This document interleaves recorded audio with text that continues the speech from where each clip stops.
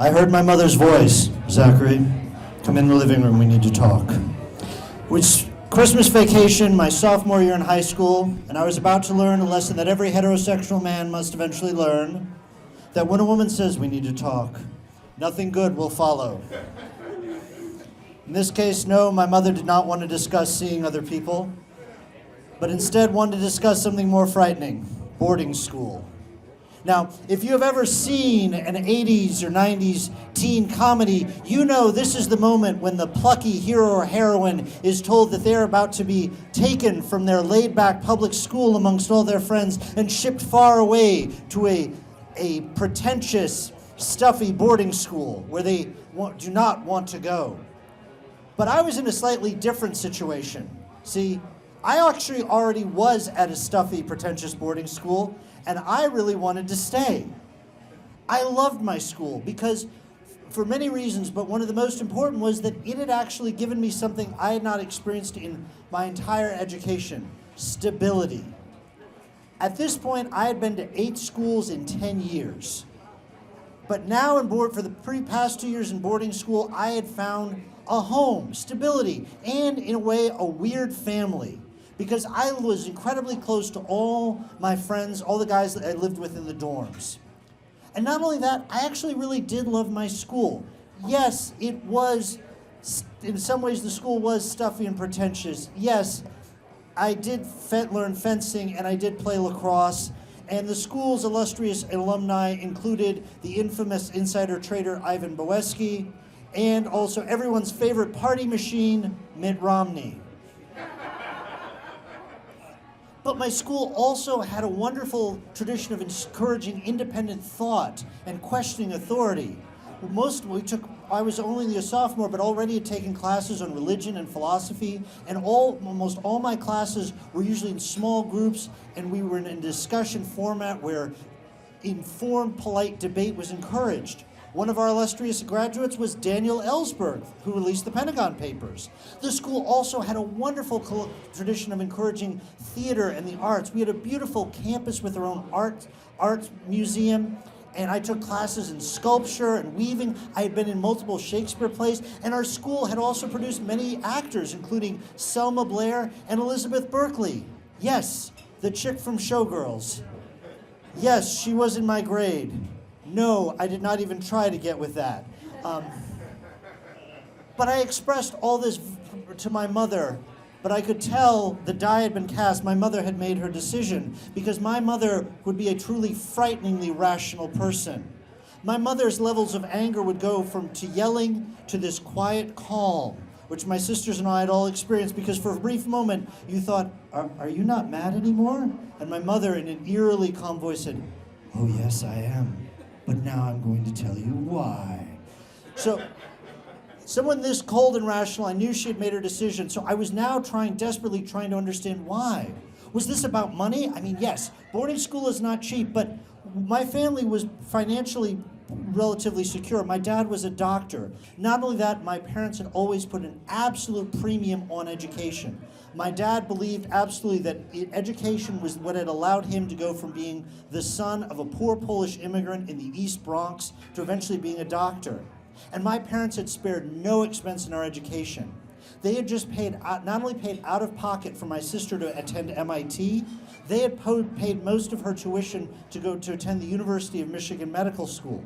All this while my dad continued to drive a 13-year-old Subaru hatchback that was so beat up and falling apart that when my mother attempted to donate it to the local battered women's shelter, they graciously responded that they appreciated her gift, but that apparently none of their residents were that desperate.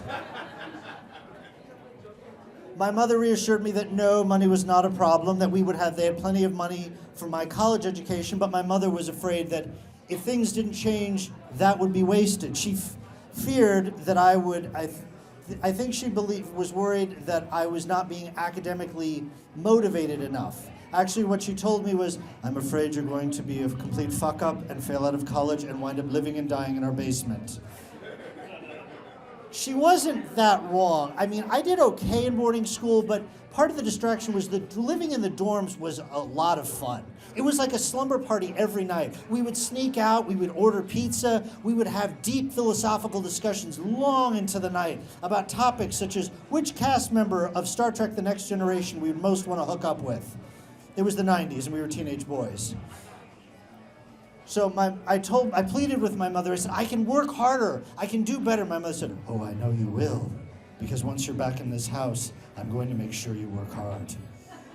My mom, I think, was also concerned that remaining at boarding school, I would end up becoming an antisocial weirdo who would end up dying in their basement. The reason I think she thought this is because my mother told me, I need to pull you out of that school because you're in danger of becoming an antisocial weirdo who will die in our basement. She clicked off her reasons for this belief. One, I was almost 17. I still didn't know how to drive. I had never had an after-school job. I had never had a real girlfriend, never even had been on a date.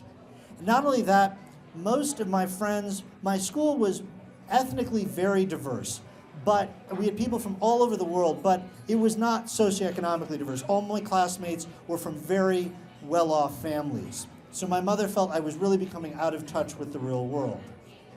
So I pleaded and pleaded, but again, my mother's decision was made. She was not only going to pull me out of boarding school and put me into another school, she decided she was going to send me to Kalamazoo Central, a large urban public school where I didn't know anybody. But I knew by reputation it wasn't great.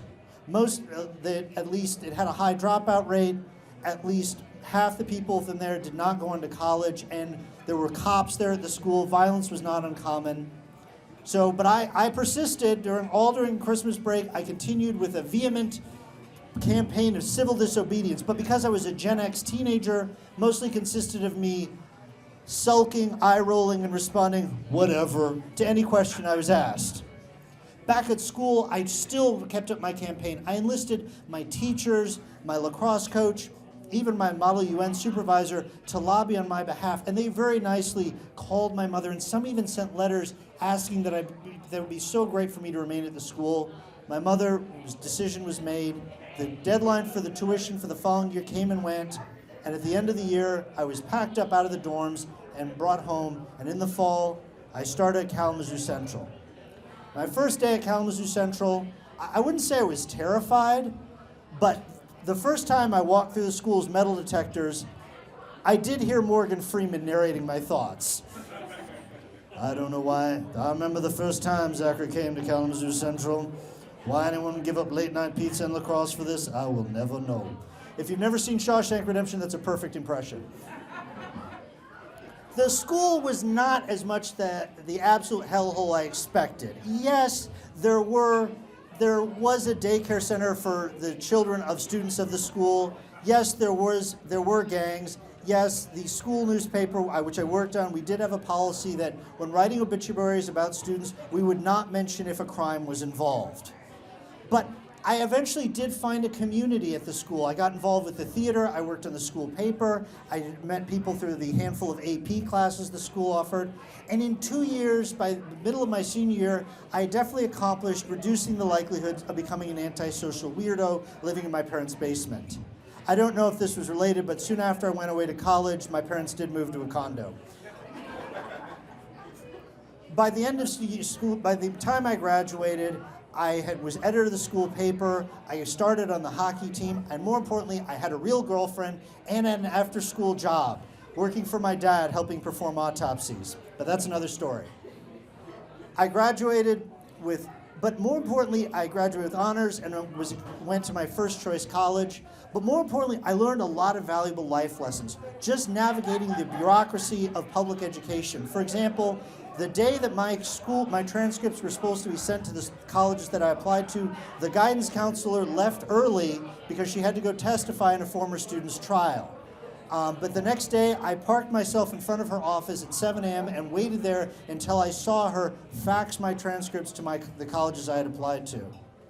Later on, I was talking with my mom once during another Christmas holiday, and I told her how thankful I was that she had made the decision she had. and how I was really impressed with the confidence that she had and the commitment to decision, considering how vehemently I fought that. And her response taught me an important lesson for parenting. I said, Mom, how did you know that this was going to work out so well for me? Because I realized I'm a better person for this experience. Mom said, oh, I had no idea it was going to work out. But sometimes as a parent, you just have to make a decision and act completely confident, even if you have no idea if it's actually going to work out, and just be confident in the view that if it is, you can hopefully fix it before it completely screws up your child for the rest of their life. So I've tried to remember that now that I am a parent. Thank you very much.